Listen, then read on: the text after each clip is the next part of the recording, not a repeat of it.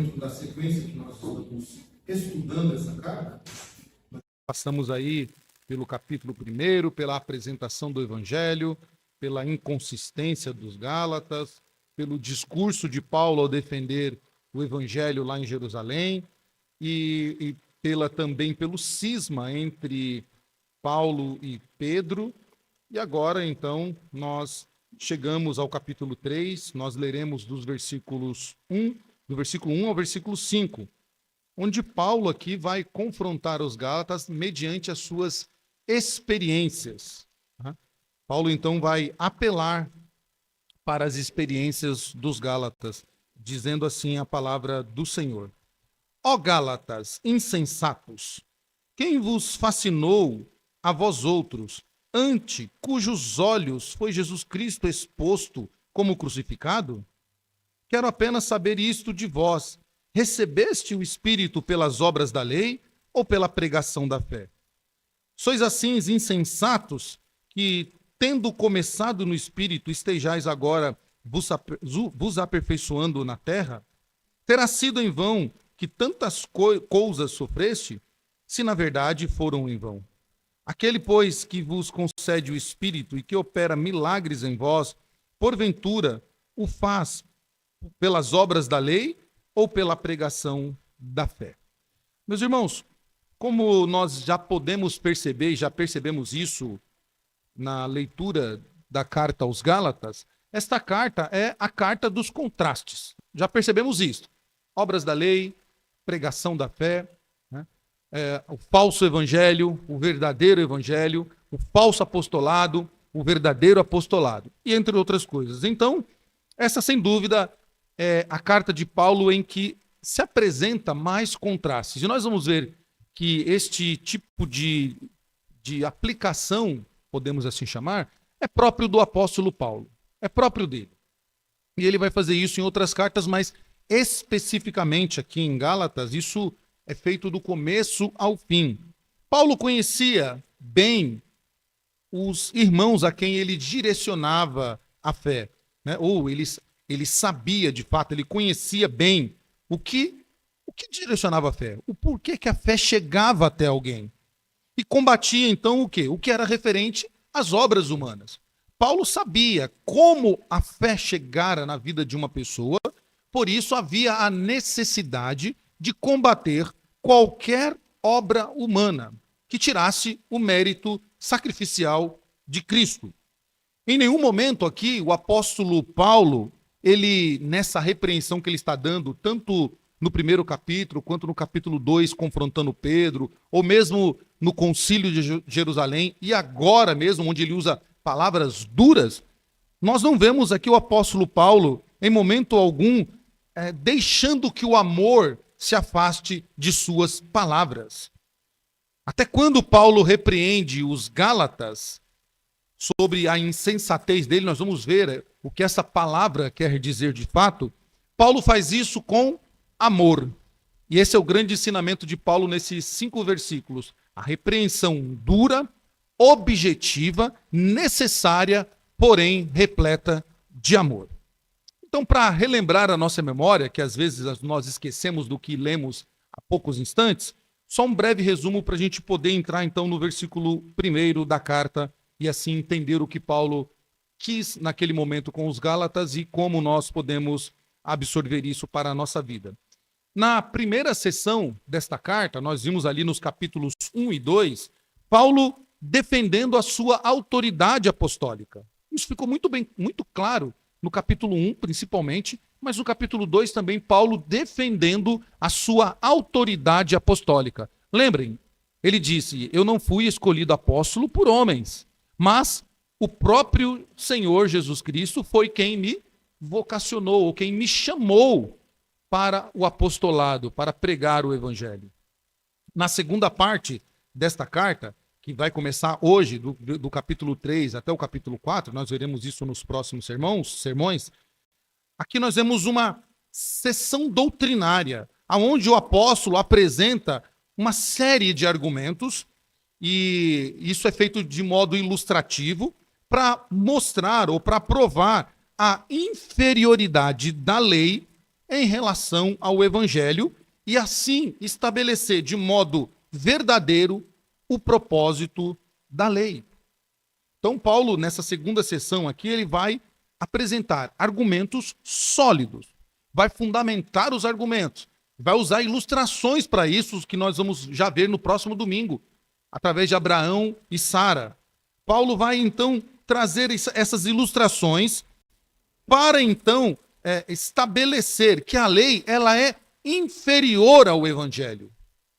Porque a lei não pode fazer aquilo que só o evangelho pode fazer.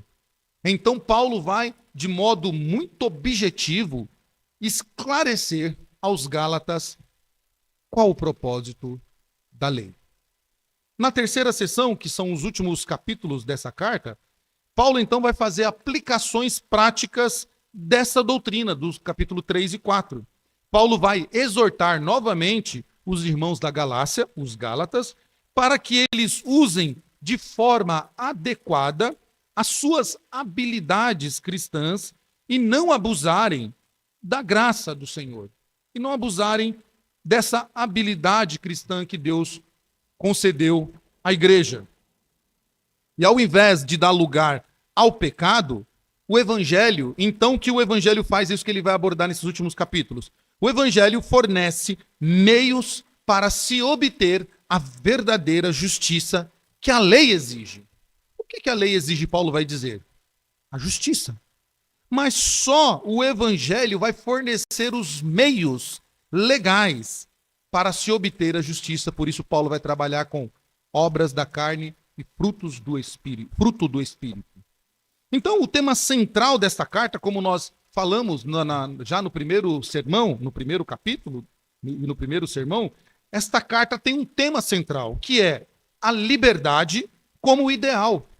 A liberdade que o evangelho proporciona, ao contrário da lei que aprisiona quem a segue. A lei diz, não faça, não dê um passo, pare aí, não cometa isso.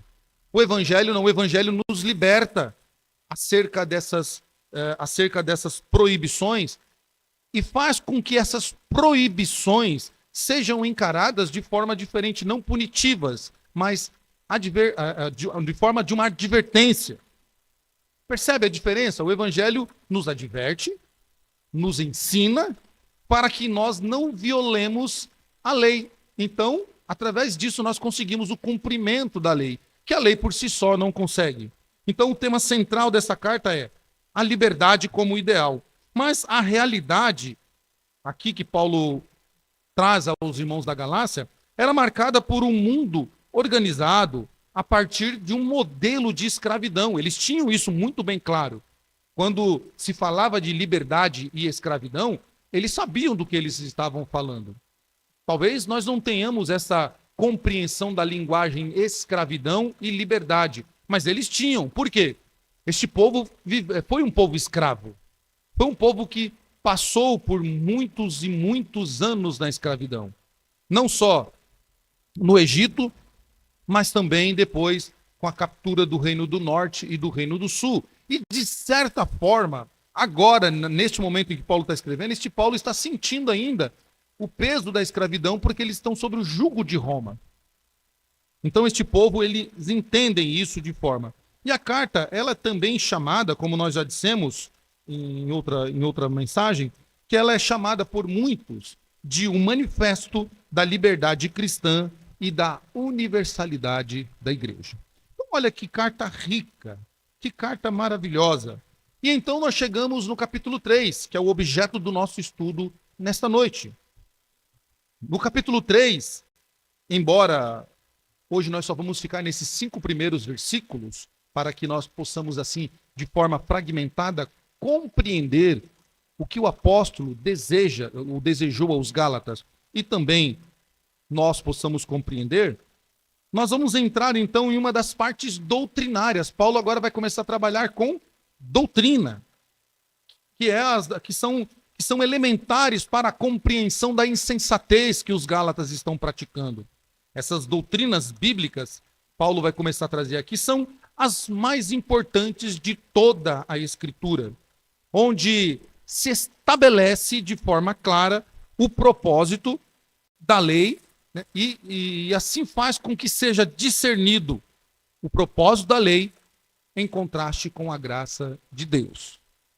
Então, Paulo vai entender que existe doutrina, mas existe doutrina elementar. E é a doutrina elementar que esse povo precisava entender, e Paulo vai trazer aqui a doutrina fundamental, ou uma das doutrinas fundamentais do Evangelho. Bom, no versículo 1, então, e você vai perceber que, conforme nós estamos lendo, Paulo está exortando esses irmãos, perguntando-vos. Mas, ao mesmo tempo que Paulo pergunta, é Paulo quem responde. Isso é muito curioso na forma como Paulo achou para exortar os Gálatas. Paulo pergunta e, logicamente, quando alguém te pergunta alguma coisa, você responde. Mas Paulo pergunta e ele mesmo, então, responde. Isso chama-se perguntas retóricas. E isso é muito curioso, porque Paulo não está dando oportunidade para os Gálatas falarem. Paulo está dizendo, vocês já falaram tudo o que vocês precisaram. Agora vocês precisam ouvir. E o que vocês vão ouvir, eu vou lhes perguntar, mas eu vou dar a resposta porque eu sei a resposta. E já no versículo 1, então nós vamos ver Paulo trazendo a eles que o legalismo, alguém que segue um modelo legalista, né? E por que nós não devemos seguir o legalismo? Por que Paulo está combatendo o legalismo? Ou seja, o zelo irrestrito da lei, da guarda das festas ou do calendário, das questões alimentícias e da circuncisão. Porque o legalismo, ele exerce um notável fascínio sobre a natureza humana. Paulo vai deixar claro aqui no primeiro versículo que o legalismo, ele exerce um notável fascínio sobre a natureza humana. Irmãos, historicamente, o homem gosta de viver sobre lei. O homem tem um fascínio, ele se encanta, ele se enfeitiça por dogmas e os defende até a morte. Versículo 1, então, Paulo diz: ó Gálatas insensatos, quem vos fascinou a vós outros, ante cujos olhos foi Jesus Cristo exposto como crucificado? É uma pergunta que Paulo está fazendo aqui. Paulo se dirige aos Gálatas com uma expressão que no grego ela é muito mais forte do que no português. Se chamar alguém de insensato não vai ofender tanto. Mas se você chamar essa mesma pessoa, trocar o insensato por desmiolado, sem mente, ou uma pessoa louca no nosso na nossa linguagem moderna, soa mais grave, né? No grego, essa palavra ela aponta para uma pessoa que não tem mentalidade. É uma pessoa desprovida da mentalidade. É isso que Paulo está dizendo a ele. Paulo os chama de desmiolados, de insensatos, que eles não têm sensatez no que eles estão fazendo, que eles não estão usando a mente, eles não possuem raciocínio lógico. Por que Paulo faz isso? Porque Paulo lhes pergunta, quem foi que os enfeitiçou? De novo, o grego nos ajuda muito na compreensão das palavras. Paulo, quando está dizendo para eles quem vos enfeitiçou, Paulo está dizendo, quem foi que os hipnotizou? Que magia foi essa que colocaram sobre vocês? Paulo pergunta, quem fez isso com vocês? Paulo sabia que eram quem? Os judaizantes, que haviam enfeitiçados eles com o falso evangelho. O evangelho que tinha que ser acrescido alguns elementos para se obter a tão desejada salvação e o tão desejado aperfeiçoamento cristão. Precisava, então, o feitiço, com o que tinha nesse feitiço? Vocês precisam se circuncidar. Vocês precisam cumprir o calendário. Vocês precisam também cumprir a dieta alimentar. Paulo pergunta quem fez isso, e eles dizem, e Paulo ainda diz para eles, né? No grego fica muito mais claro quando nós olhamos, Paulo diz assim, vocês caíram na conversa deles, mesmo quando, né, eu fui a Jerusalém resolver este problema e mostrar qual o verdadeiro evangelho, e vocês foram engambelados, eu usei essa palavra domingo, vou usar de novo, engambelados, vocês foram então enfeitiçados, vocês foram então enrolados por essa conversinha, por esse blá blá blá, como diria o Vlad, né? Blá blá blá. É isso mesmo? Mesmo depois do que eu fiz, repreendendo até mesmo um dos notáveis do Concílio de Jerusalém, que era o apóstolo Pedro, mesmo eu esclarecendo para vocês, vocês então caíram nesse conto da fada, e ainda, Paulo traz ainda para eles algo muito claro para eles. Paulo diz para eles, né, que foi colocado junto aos olhos deles por Jesus Cristo, exposto como crucificados. No grego, essa palavra é uma palavra muito forte, é oftalmos. Essa palavra oftalmos no grego, que vem do oftalmologia, ela aponta para algo forte, ou seja, foi exposto, foi colocado diante de vocês. Ou seja, foi escancarado para vocês. O que foi escancarado para vocês? Aí, de novo, né, Paulo usa uma palavra aqui que no português ela não aponta para a realidade do original, que é a palavra epígrafo, que é prescrito no nosso português. Mas essa palavra prescrito ela é muito rasa no nosso entendimento. O que Paulo está dizendo aqui é, diante dos seus olhos, ou seja, foi colocado diante de vocês a exposição. Vocês foram transportados para a cruz de Cristo. É isso que o apóstolo está dizendo para eles. Como que vocês podem ter caído nessa conversa se vocês, diante dos seus olhos, né, diante dos seus olhos, foi Jesus Cristo exposto como crucificado? Irmãos, os Gálatas, eles não viram, por certo, não viram Cristo crucificado na cruz, de fato. Não há um consenso quanto a isso. Nós estamos falando aqui de um período já em que Cristo já havia sido crucificado. Mas Paulo está dizendo, vocês foram transportados, ou seja, oftalmos, epígrafo, vocês foram levados até a cruz de Cristo e vocês então têm ciência disso. Paulo diz que perante os olhos deles, Jesus Cristo foi exposto, foi escancarado para eles. Ou seja, e como isso foi feito? Numa mágica judaica? Abra sua mente, medite, como faz aí os coachings? Não. Através da pregação da fé. Paulo diz que através da pregação, os Gálatas haviam sido transportados para a cruz de Cristo pela fé. Então eles tinham consciência. Paulo, quando pregava, ao mesmo tempo que Paulo estava pregando, e a palavra estava chegando aos ouvidos, e Paulo vai usar esse contraste daqui a pouco, né? Os ouvidos, eles eram levados pela fé na cruz. E eles então estavam lá, vendo o Cristo crucificado. Paulo os lembra da cruz de Cristo como sendo algo sofrido, e que Cristo foi crucificado. Meus irmãos, nós também não vimos Cristo na cruz. Nós não estávamos lá naquela tarde terrível, o início da crucificação. Mas pela palavra da pregação, nós fomos expostos. Foi exposto a nós a crucificação de Cristo.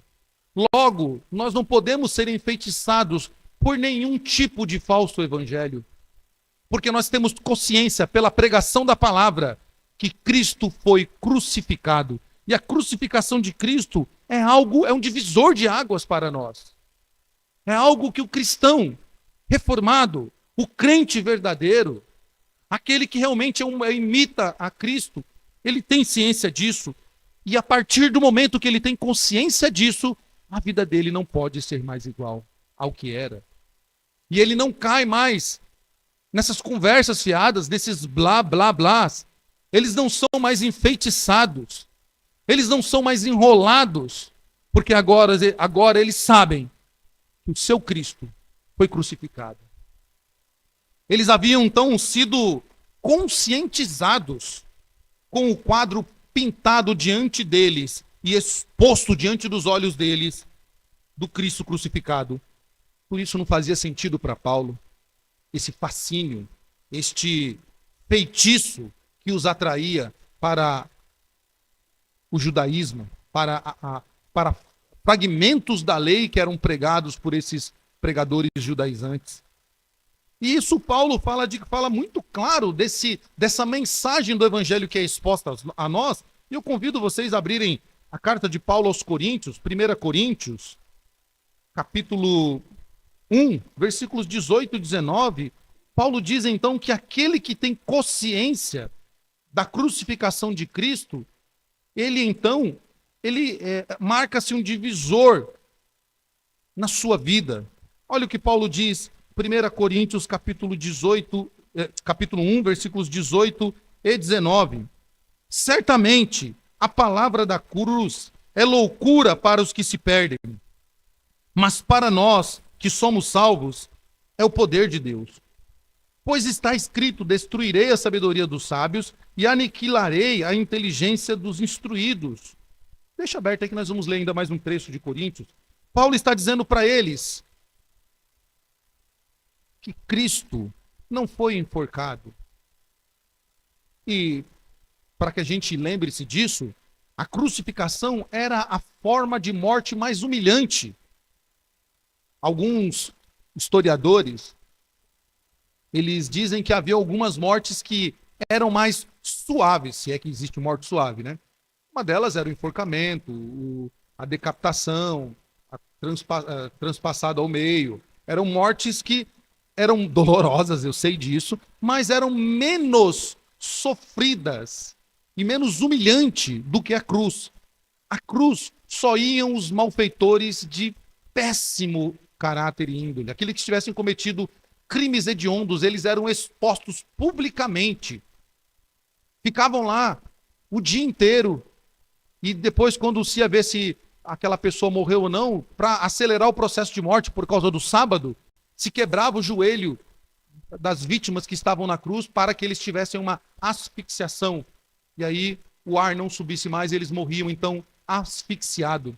Depois de ficar um dia inteiro, se você contar o anterior da crucificação, era privação de água, privação de comida, privação de sono, uma surra que eles tomavam geralmente quarentenas menos uma para dar 3 quarentenas, né? Então eles tomavam 39 chibatadas, parava, mais 39, parava e depois mais, aí completava.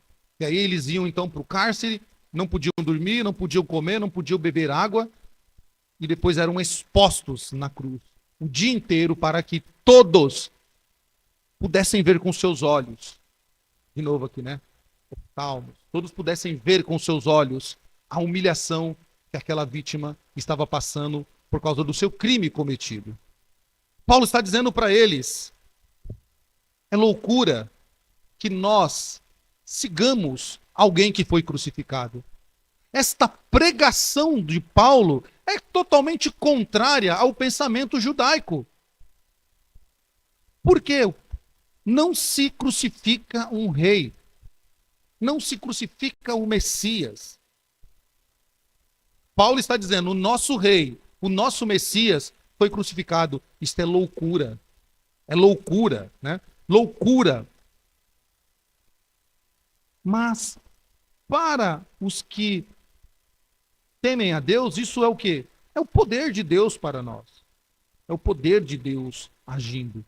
Então Paulo está dizendo para os Gálatas: os Gálatas, vocês são desmiolados? Quem foi que enfeitiçou vocês?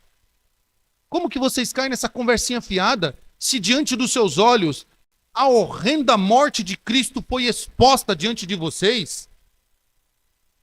Paulo, de novo, né? Como eu já disse aqui, prega algo contrário ao pensamento dos judaizantes.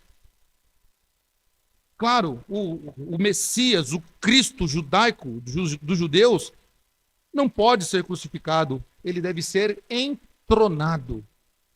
O Messias dos judeus, aqueles que eles estão esperando, deve ser entronado, como nós estamos estudando aqui no livro de Salmos às quintas-feiras.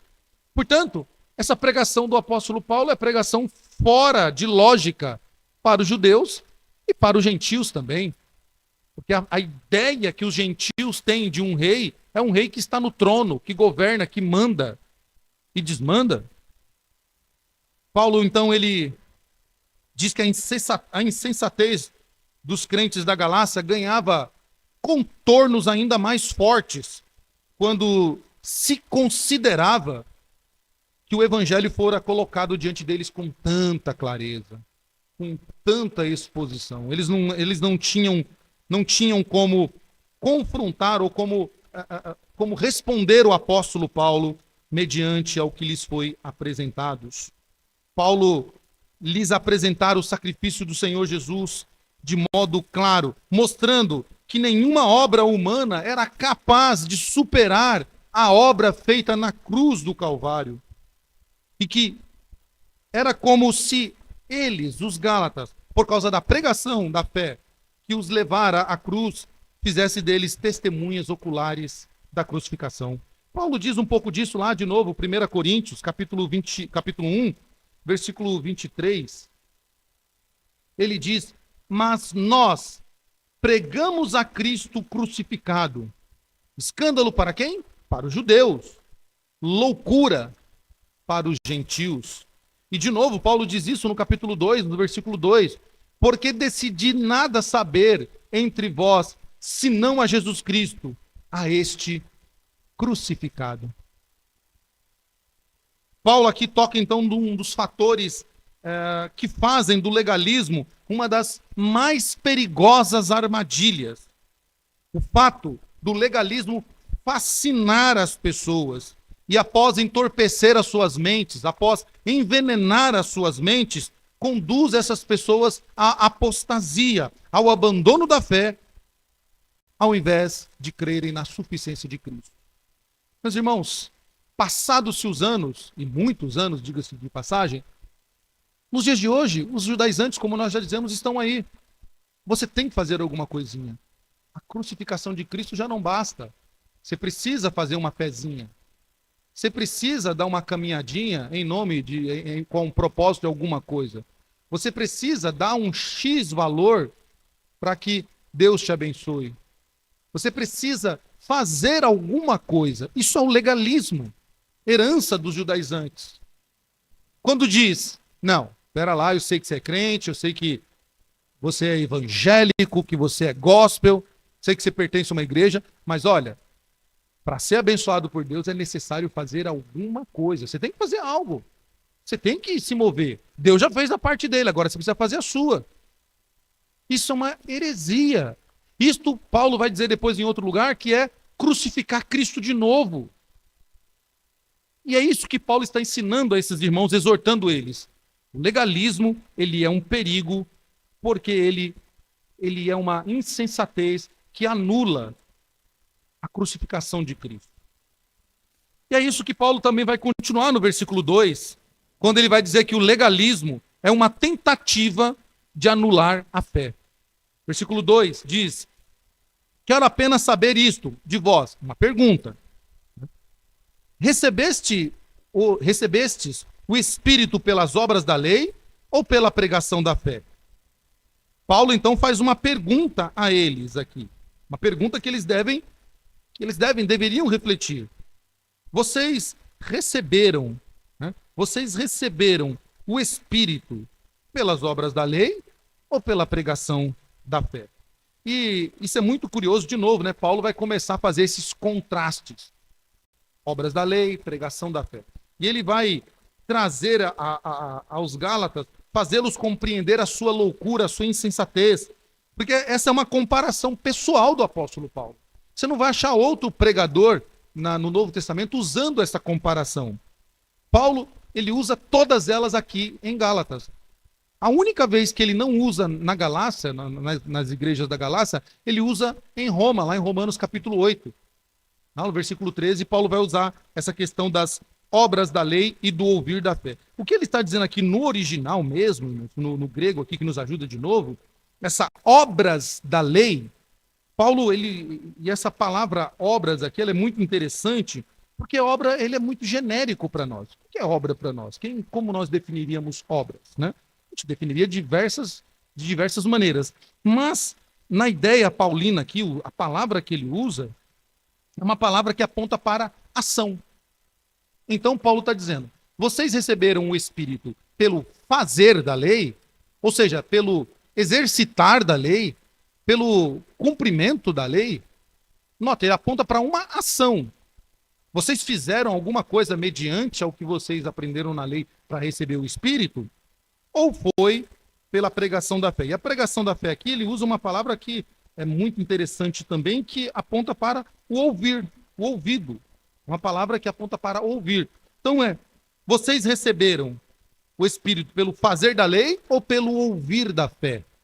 E Paulo, ele não está se referindo aqui aos Gálatas, como, por exemplo, uma ideia que se tem é de que Paulo está negando ou se referindo a este fazer da lei como um cumprimento da lei geral, que é extensa. Paulo está dizendo aqui, e ele vai de novo depois fazer isso de forma mais clara e objetiva, Paulo vai dizendo assim, há uma hipocrisia tão grande no legalismo que nem para aplicar a lei todas eles fazem. O que eles estão fazendo aqui? Pegando pedaços da lei, fragmentando a lei. Paulo está dizendo, eles estão pegando pequenos aspectos da lei e então selecionando aquilo que eles acham ser melhor e colocando para vocês, e vocês caíram na conversa. Insensatos, desmiolados. Vocês foram fascinados por tão pouca coisa. Irmãos, ao longo da história, a igreja passou por esses fascínios. Talvez os mais novos, e louvado seja Deus por isso, talvez não, com certeza os mais novos não passaram por um período difícil da igreja dos legalistas, onde quase não podia existir. Então, por exemplo, não se podia usar tal coisa, não se podia fazer tal coisa, não podia ouvir uma música, não podia ter televisão, não podia fazer um penteado diferente.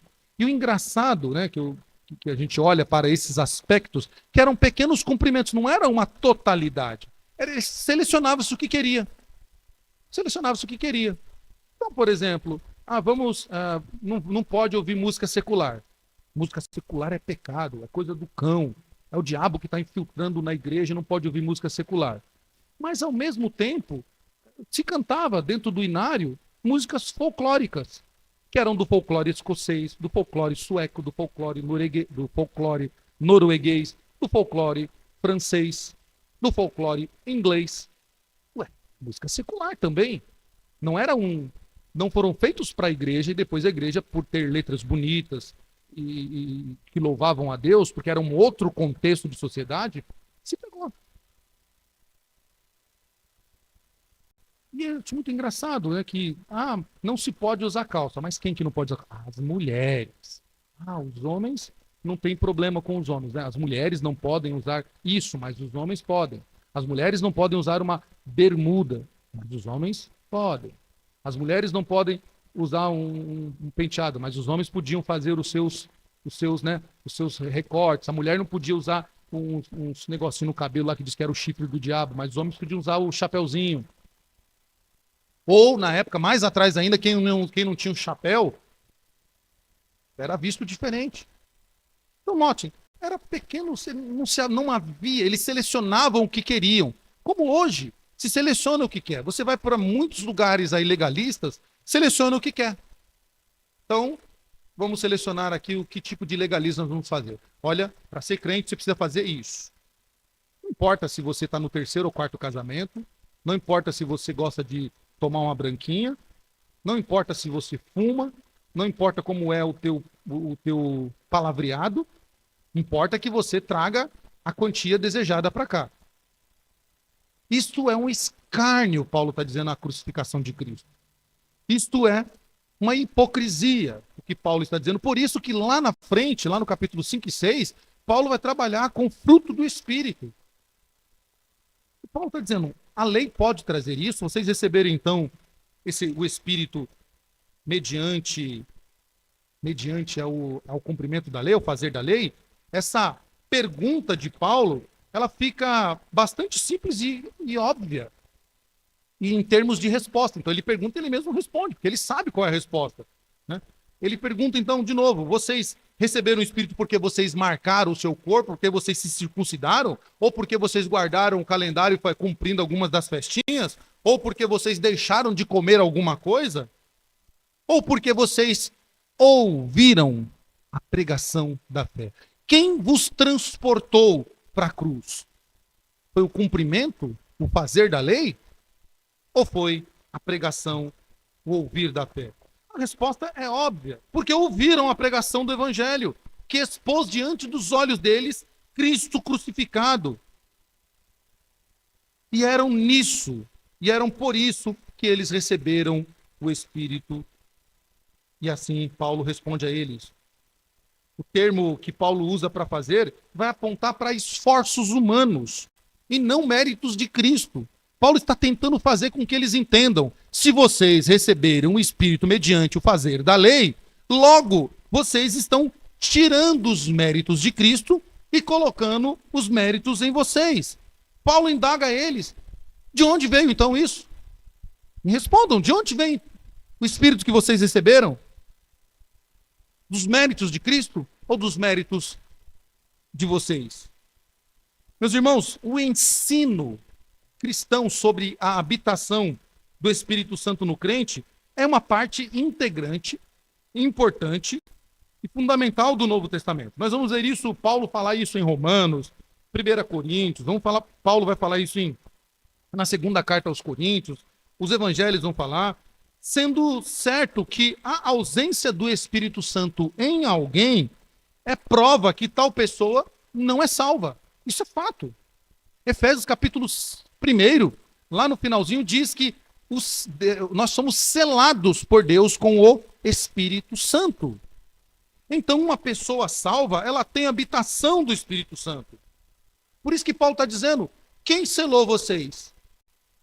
Quem salvou vocês? Mediante ao que vocês receberam o Espírito e receberam então salvação, foram marcados? Foi pelo fazer da lei? Paulo está dizendo para eles isso. É impossível uma pessoa, por cumprimentos de lei, por obras da lei, ela alcançar a habitação do Espírito, ela ser habitada pelo Espírito Santo. Essa é uma dádiva que só é alcançada pela fé em Cristo Jesus. E que, claro, dentro do seu escopo, ela vem pelo ouvir da fé. Lembra? A fé vem pelo ouvir. E o ouvir o quê? As obras da lei? Não. A palavra de Deus. Paulo, assim, faz o uso dessa verdade bíblica para, mais uma vez, mostrar aos Gálatas que estão enfeitiçados a superioridade da fé em relação à prática do legalismo. Ele mostra dessa forma que somente a fé introduziria eles no rol de membros daqueles que são habitados por Deus e que são salvos. Isso a lei era incapaz de conceder esse tal privilégio. Mas Paulo avança ainda no seu discurso, na sua pergunta, na sua exortação aos Gálatas, no versículo 3, onde Paulo vai abordar que o legalismo não pode trazer o aperfeiçoamento desejado. Olha o que Paulo diz: sois assim insensatos, de novo, né? Desmiolados, sem mente, que tendo começado no Espírito, estejais agora vos aperfeiçoando na carne. Paulo está dizendo: vocês são doidos mesmo, vocês são desmiolados. Como que vocês, tendo começado no ouvir da fé, agora querem ser aperfeiçoados através do fazer da lei? Paulo está pegando pesado com eles aqui. Paulo está sendo duro com eles aqui, mostrando que o legalismo, a circuncisão, o cumprimento de festas, a privação de alimentos ou a restrição de alimentos, não aperfeiçoariam os Gálatas, mas somente o ouvir da fé. Paulo, ele prossegue de forma dura, mostrando então a insensatez, né, a loucura dos crentes da Galácia. Então ele mostra quão absurda tolice é eles terem iniciado no ouvir da fé, começado a carreira cristã pela atuação do Espírito Santo neles, e agora, né, depois de terem conhecido, depois de terem recebido o conhecimento, né, da crucificação de Cristo, agora então eles são enfeitiçados por um discurso de aperfeiçoamento na lei. A correção de Paulo aqui aos Gálatas é que é uma tolice, é uma insensatez querer iniciar uma trajetória na fé e aperfeiçoá-la na carne. Paulo está dizendo isso é carnalidade. Irmãos, as escrituras são claras para nós. Se você quiser ser um crente melhor a cada dia, se você quer combater o pecado todos os dias, se você quer ser mais cheio do Espírito Santo no sentido de mais vivo, mais prontos para trabalhar, para falar, para estar próximo ao Senhor, as Escrituras, é claro, nós temos que buscar o ouvir da fé. Nós temos que ouvir a palavra de Deus. É o Espírito Santo quem aperfeiçoa-nos. Ao passo que o cumprimento de alguns aspectos da lei, não. É o Espírito Santo quem aperfeiçoa. Paulo disse isso, né? Aquele que começou a boa obra em nós é fiel para cumprir até o dia final. Paulo vai exortar lá em Romanos, dizendo que não há mais nenhuma condenação, ou seja, a lei não pode mais condenar aqueles que andam em Cristo Jesus, que não andam segundo a carne, ou seja, que não andam mais segundo a ação dos méritos ou do cumprimento da lei. Paulo está dizendo, não há aperfeiçoamento em legalismo. Não adianta o discurso dos judaizantes dos dias atuais dizerem, você quer ser mais crente? Vem para cá porque aqui tem uma oração especial. Aqui tem um negocinho aqui especial aqui que você vai fazer algo aqui que vai ser batata para você, né? Vamos lá, 12 dias de jejum para 12 meses de bênção. Vamos lá, todo mundo jejuar, não importa o restante do ano, né? Eu chamo isso de os sacramentos evangélicos, no sentido de, comparando-se a outra religião, que em uma semana é santo e depois o resto pode pintar e bordar. É os 12 dias, né? 12 dias de jejum, orando, vamos lá, todo mundo aqui, num só propósito, tal, tudo. Deus vai abençoar, Deus vai fazer. E depois, acabou os 12 dias, no 13º, por coincidência, já começa a pecar. É isso mesmo? É isso que o Evangelho proporciona? É isso que o ouvir da fé traz? Não, o ouvir da fé traz ao crente o entendimento de que o aperfeiçoamento é feito pelo Espírito Santo. Nós conversávamos antes do culto que há momentos que você certamente está desanimado. Está na sua casa lá, está batendo o relógio. Oh, meu Deus, 6h30, que vontade de ir para a igreja. Só que não, né? Está batendo aquele desânimo, você está triste, está chateado por coisas da vida, ou pelo cansaço da carreira mesmo, mas aí você fala, não, eu preciso obedecer a Deus. Eu preciso ir à igreja, porque é na igreja que eu vou ser curado na alma. É na igreja que eu vou recuperar minha alegria. É através da comunhão dos irmãos que Deus vai me abençoar. Isso é o Espírito Santo trabalhando em nós. É o Espírito Santo te aperfeiçoando. E eu tenho certeza que se você olhar para a história da sua vida, se você fizer essa análise mental hoje, agora aqui, você vai falar, hoje, né, dia 2 de julho de 2023, eu sou muito mais crente do que eu era no dia 2 de julho de 2022. Porque você está no processo do aperfeiçoamento. Há pecados que já foram tratados. Há problemas que nós não temos mais que enfrentar porque Deus nos aperfeiçoou e continua aperfeiçoando. E nós continuaremos no aperfeiçoamento do Senhor até o dia final. Isso não é feito pelos méritos da lei, pela ação da lei. É feito pelo ouvir da fé. Por que nós, na caminhada cristã, então nós vamos numa linha crescente e não numa linha caindo, numa linha crescente? Porque é o Espírito Santo todo dia trabalhando em nós. Meu filho, abandone. Meu filho, isso não é bom. Meu filho, isso não é para você. Meu filho, você é eleito. Meu filho, olha o que foi exposto diante dos seus olhos. O Cristo crucificado. E ali não foi brincadeira, não foi um filme de Mel Gibson, não foi um filme de Hollywood, ali foi verdade absoluta que aconteceu naquela cruz. Cristo foi crucificado. Cristo foi humilhado naquela cruz. Ele sofreu o castigo que nos era merecido. Ele levou a culpa que era nossa. Ele pagou o nosso preço. Ele te substituiu, nos substituiu naquela cruz. Aquela cruz era nossa. A sentença que estava dada, ele foi lá e quitou a nossa dívida, então, portanto, nos fez ser agora justos. É ele, então, todos os dias, nos aperfeiçoando e nos fazendo lembrar do ato de amor que esse mundo não entende, porque este mundo diz, é loucura. Isso não pode ser. Não, não pode ser de jeito nenhum, isso é loucura. Isto é loucura. Isso é loucura. Mas Paulo ainda, já na reta final do seu discurso aqui com os Gálatas, Paulo então no versículo 4, ele mostra aos Gálatas que o legalismo, ao invés de...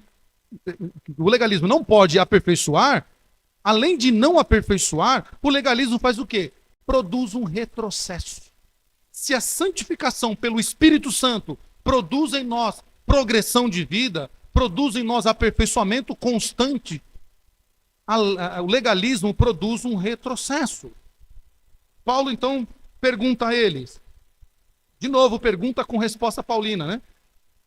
Terá sido em vão que tantas coisas sofrestes? Aí Paulo, né? Se na verdade for em vão.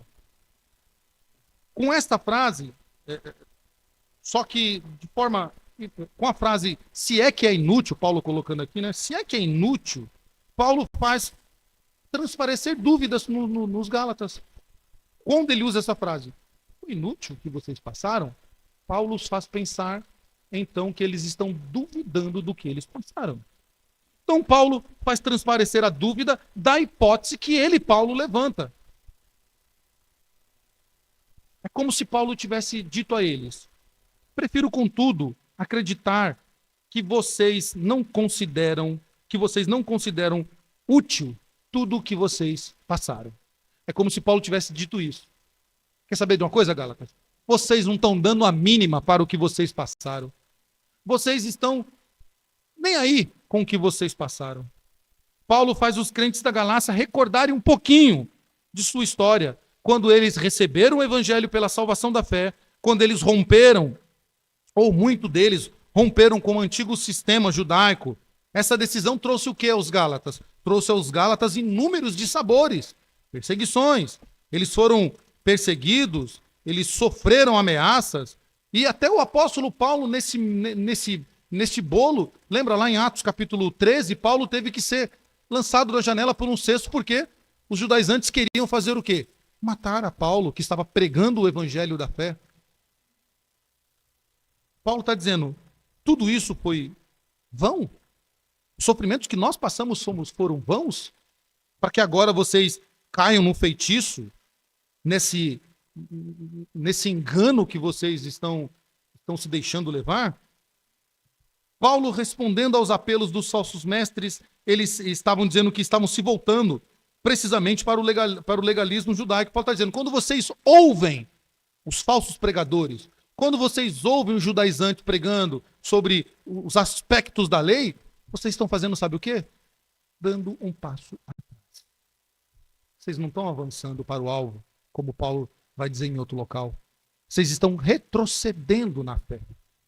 Irmãos, isso é muito, muito sério. Muito sério. Uma vez que você foi alcançado pelo ouvir da fé, uma vez que o Espírito Santo fez morada em sua vida, uma vez que você foi colocado diante dos seus olhos a crucificação de Cristo, Cristo ressurreto, você não tem o direito mais de voltar atrás. Porque você está dizendo assim, eu prefiro viver a vida antiga. É um retrocesso quando você cumpre algum aspecto da lei. Quando você segue, não, mas eu gostei da igreja, mas eu prefiro uma igreja que me faça, que me tenha proibições. Certa vez, dando aula numa casa de recuperação, um rapaz chegou para mim e falou assim, pastor, né, eu não era nem pastor, né, não sou e nem era, na época era estudante apenas. Ele, pastor, eu preciso ir para uma igreja que seja rígida. Qual é a igreja mais rígida que o senhor conhece? Eu, mas, rapaz, por que você quer ir para uma igreja rígida, né? pensei que ele queria para minha igreja, né? Estava já pronto, tinha abençoado, dado Bíblia, tudo, lá só né, como diz o pessoal lá em São Paulo, só na conversinha no ouvido dele para ele tinha se convertido, vem para nossa igreja. Eu preciso de uma igreja rígida, eu quero a mais rígida que tem. Mas por que, rapaz? Porque eu sou uma pessoa que eu tenho que viver dentro de um lugar rígido, porque eu sei que eu não vou conseguir viver numa igreja normal, ele chamou de normal, porque eu preciso viver num lugar fechado. Eu falei, olha, irmãos, tem várias igrejas, o irmão escolhe uma, vai visitando, e aqui o irmão gostar, o irmão vai lá e conversa com o pastor e se torne membro. Mas eu fiquei pensando, e acho que até hoje eu penso nisso, né? Pensando, né? Por que alguém quer congregar num lugar rígido, um lugar que seja como se fosse um quartel general, mas não um quartel general normal, como nós conhecemos, mas um quartel general mesmo de opressão, como se fosse uma cadeia de fato.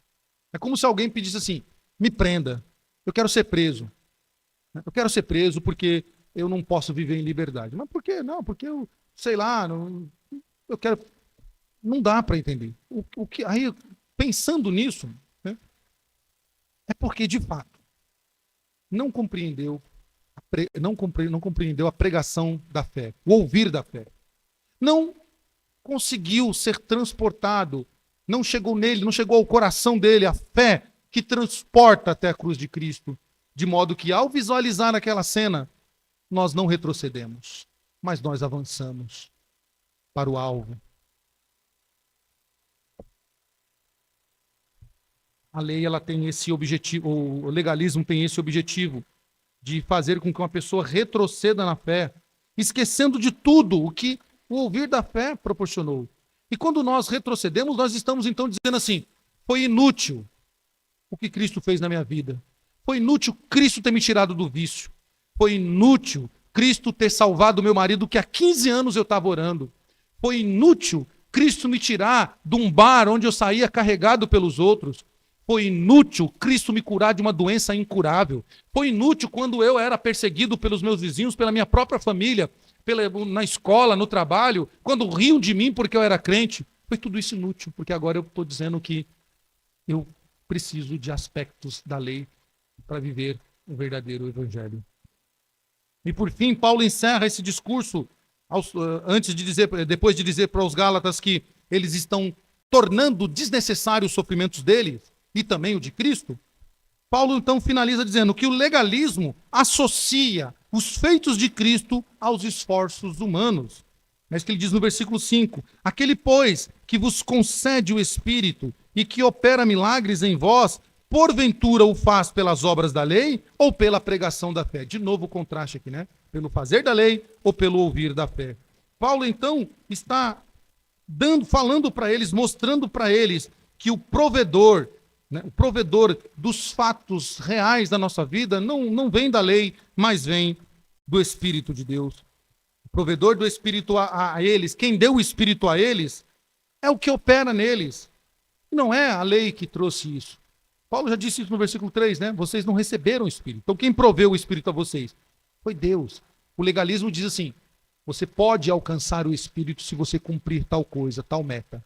Se você vier aqui na sessão tal, se você vier na campanha tal, se você fizer os 12 dias, se você fizer uma campanha de oração, se você der X valor, se você beber esse copo d'água durante uma semana em cima do rádio ou da televisão, você vai alcançar então o Espírito. Irmãos, isso é uma luta no meio cristão. Eu vi já pessoas, e vocês de certo também, pessoas que faziam de tudo para receber o Espírito Santo. Dizendo, não, eu preciso receber o Espírito Santo. Então iam lá, faziam campanhas, faziam votos, faziam entregas de bens, de fortunas, e cumpriam um monte de coisa para receber o Espírito Santo. Eu quero dizer assim, eu não tenho o Espírito Santo, eu preciso do Espírito Santo. Quando a palavra diz, o salvo, ele é agraciado com o selo do Espírito, ele é selado com o Espírito Santo da promessa. O destaque da fé não está na própria fé.